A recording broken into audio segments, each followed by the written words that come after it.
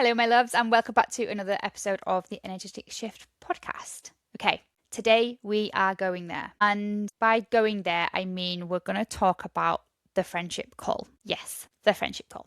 The moment you realize that some of the people you love, people you've known for years, people you've seen at their absolute worst, they've seen you at your absolute worst, people you'd have taken a bullet for, don't quite fit anymore. And nobody really prepares you for that. Nobody really sits you down at the start of your business and says, oh, by the way, some of your friendships aren't going to actually survive this. And when I say friendships, I actually mean relationships in general, because actually sometimes this can be people that are even closer to you, family members, partners, husbands, wives, etc., right? It could be that close, but we're going to use the title or the word friendships, but just know that I mean all of that.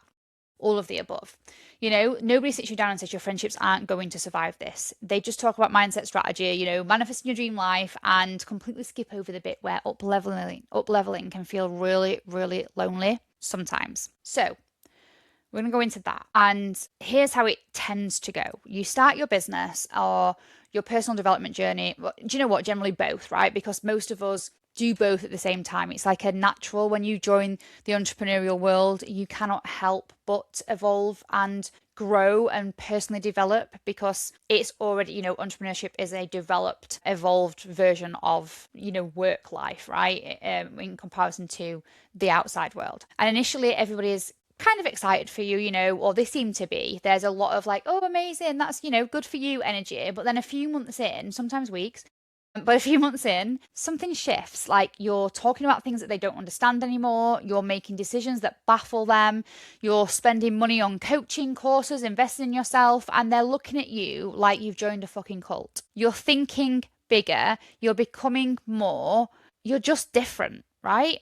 And some people closest to you start feeling further and further away. And sometimes it can be quite subtle, like they go a little bit quiet, or, you're spending less time with them because you're doing more business stuff and going to networking events and business events. And you obviously, sometimes when you first start your business, you're still working a full-time job, looking after a home, raising kids, and then you start this little business on the side, right? Or this, they start this side hustle. So you actually have less time. You make a conscious decision to spend less time on social gatherings or friendship meetups or whatever, because this is a little bit more important to you in that moment, because you're trying to do something that will light up your future and do better for your future. And that can mean that you spend less time. So, conversations get a little bit like less and less, and you leave a catch up feeling weirdly flat or unfulfilled because they don't understand what you're talking about. You can't have the same conversations there as you can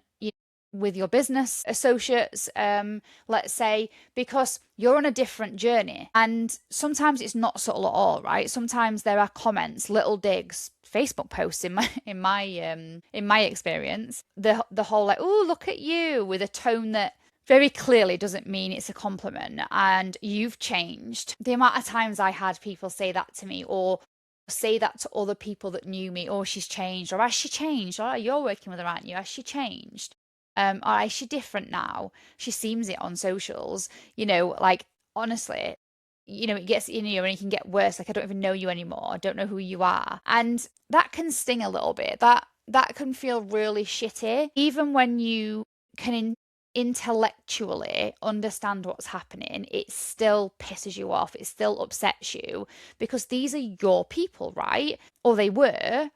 And I'm just gonna get like a little bit personal here, because I think it helps to know that this isn't just you, right? Like, this isn't just a concept. This is what happens, and it's happened to me more than once. Not just when I first started my business, but multiple times as I've grown over the years. And even people that I've met in the business world, when I grow and develop, it's happened there as well. Like, those people have moved away for whatever reason energetically. I grew up in, as you know by now, if you've listened to a few of my episodes, like, I grew up in a council estate, right? The world I came from was quite tight knit, and everybody knew everybody, and knew what everybody did, and we all pretty much did the same thing. We worked at the local abattoir, no, gross, but like it's the local abattoir, the local woodyard, or a barmaid in the local pub. Everybody knew everybody. But it was also a world with a very specific unspoken rule book. Like, you didn't get too big. You didn't think you were better than anybody. You stayed in your lane. And this was taught to me, like, subconsciously and consciously as I was growing up, from not only my parents, my family, my friends, the people around me, my friends' parents, my teachers, like just the people, my work colleagues. And when I started building businesses, making money, creating a life that looked nothing like the one that I was supposed to have, some people couldn't come with me. And that fucking hurt. Like, I had death threats from people in the village because they thought I was scamming everybody. I had social media posts written about me. I was called names. I mean, my first business, I was in network marketing. And if you know anything about network marketing, it carried a persona or an opinion from other people. It brought a lot of negative hate, and people thought it was a scam and they thought it was a pyramid scheme. And there was a guy in the same village as me. Our daughters went to the same school and were friends, and he used to call me Danielle Pyramid Scheme Hobson to anybody that would listen. And it honestly, like, it broke my fucking heart, like, so many times when this shit happened. And, some of it was, a lot quieter than that, but some of it was really hard and really tough. And some of it was a quiet drift of people moving away. Like, they would just slowly but surely just drift away and not really communicate much anymore. And like I say, some people literally made themselves very vocal. And it's normal when people just drift away when you're going on a new and you're doing something different. We just run out of things that we have in common, and neither of us really know how to bridge that, right? And some of it, like I say, being more painful, people I genuinely loved, and that hurt in a way that is really hard to explain, because it wasn't just losing the friendships, it was losing a part of who I was, like the identity that felt safe for me, the version that I knew, right? The version of me that fit, the version of me that belonged, so to speak. So if you're in the middle of that right now, I just want to say, I get it. I really get it. You're not being dramatic. You're not being, a drama queen in the fact that you're being too sensitive or whatever. It's genuinely fucking hard. It's really, really hard, especially if it's people that you want to come with you. And I say this to my clients now, like, they either grow with you or they don't. And with some people and some friendships and some relationships, we're very lucky in the fact that they'll grow with us and they want to change too, and you're inspiring them, and we inspire them to move also. But with some people, we've just got to understand that they haven't got the capacity to understand what we're doing, and they're okay where they are, right? Or they don't believe for whatever reason that they can make the choices. And it's our responsibility to continue to, do us. And it's not our responsibility to stay small just to make them feel more comfortable. When you grow, when you change, and when you start living differently, and when you start believing things are possible for you now that maybe that you were told once weren't, you become a mirror. And sometimes what people see in that mirror is uncomfortable for them. Not because they're bad people, usually not because they're even jealous, in a nasty way, but because your belief that more is possible is the thing that challenges their decision that it isn't. So your willingness to invest in yourself confronts someone who was taught that people like us don't do that. Or your refusal to stay small unsettles someone who decided that staying small was the safe option. And rather than sitting in that discomfort, because that's hard, that's the real work, right? It's easy to just make you the problem. It's easy to just blame you. She thinks she's something now. She's got too big for her boots. She's forgotten where she come from. Who does she think she is? And off they go. And you're left standing there thinking, what the fuck just happened? It's not just that people leave you, it's that you start leaving too. And the guilt around that is something else entirely. Like I said, it's your responsibility to stay in your growth and working on yourself, but it's not your responsibility to stay small to make them feel better. You start noticing that certain conversations drain you, that being in certain rooms require you to be smaller, quieter, less of a version of you, that you're editing what you share, your wins, your dreams, your ideas, because you don't want to make anybody else feel uncomfortable. And you feel guilty about that, terrible about that, because you don't want to be that person. the one who got a bit of success and suddenly thinks she's above it all. That fear of being seen as thinking you're better than everyone is massive, especially when you come from a working class background, because that was genuinely one of the worst things that you could be. Too big for your boots, up yourself. So you shrink yourself back down. And I've done that so many times. Every time I was in those rooms, every time I had those conversations with those people, I would shrink. You make yourself palatable.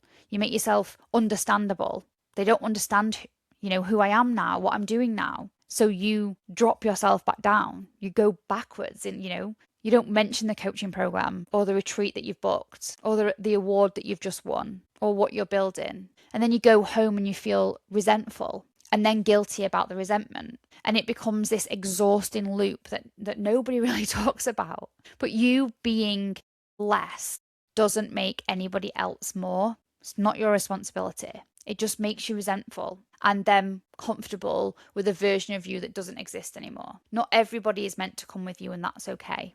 They'll either rise with you or they won't. Some friendships, relationships are there for seasons, some are there for a version of you that you've outgrown. That doesn't make those relationships or those friendships meaningless though. Some of those friendships were everything at that time. They just weren't built for the long haul of who you're becoming, and that's okay. So I think it's having that understanding as well that you can just have these relationships or friendships for that reason, for a season of your life where you were a certain type of person. They helped you, you helped them, but you've continued to grow and they've stayed there, and that's absolutely fine. The ones that are the real friendships, built on actual love rather than just shared history and similar circumstances and seasons, those survive the growth. They might look a bit different, the dynamic shifts. They survive because they were never contingent, I suppose, on you staying the same. The ones that couldn't survive you becoming more, they were always the fragile relationships, and probably so much more fragile than you knew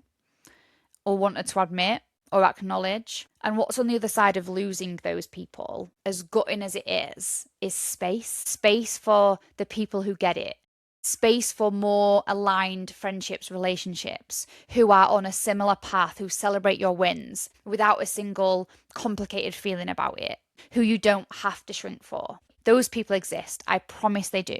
You just can't find them while you're squeezing yourself back into spaces that were never built for who you're becoming.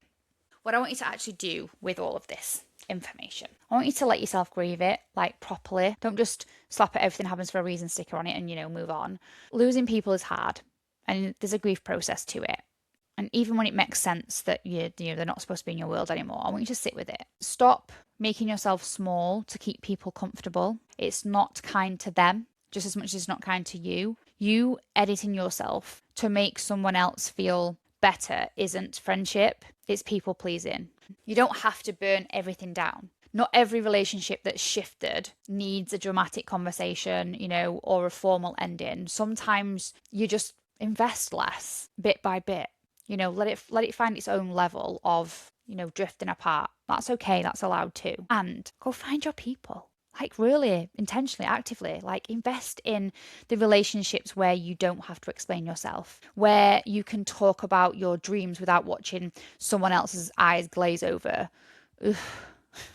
Where being more is welcomed, not resented. Those relationships are the relationships that will stand the test of time, and those are the people that will grow with you, and they're so worth looking for and investing in intentionally. Outgrowing some of your relationships does not make you a bad person. Wanting more than where you started is not you betraying where you came from, right? And I want to make that bit really, really clear, because I talk about the fact that I'm from a council estate and how we had a closed mind community. It doesn't mean that I resent where I'm from. It doesn't mean that I don't like that.